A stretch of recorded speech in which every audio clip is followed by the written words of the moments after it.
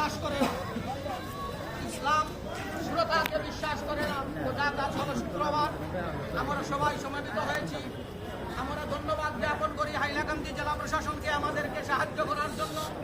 তৎসঙ্গে হাইলাকান্দি শহরের বাসিন্দাদের যারা আমাদেরকে সাহায্য সহযোগিতা করেছে, এবং আপনাদের কাছে একটি অনুরোধ, আমাদের সর্বাবস্থায় একটি কথা মনে রাখতে হবে, আমরা মুসলমান, আর ইসলামের সন্ত্রাসবাদ এবং অশান্তির কোনো জায়গা নেই।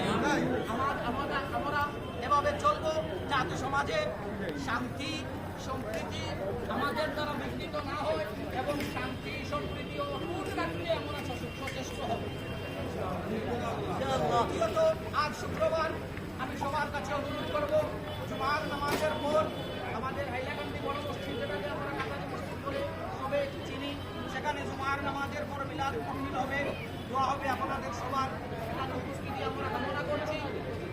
এবং আমরা আরেকটি জিনিসের অনুরোধ করতে চাই, বর্তমান সময়ে যে যেভাবে পারেন গরিব অসহায় মানুষের পাশে দাঁড়ানোর জন্য আমরা অনুরোধ করছি।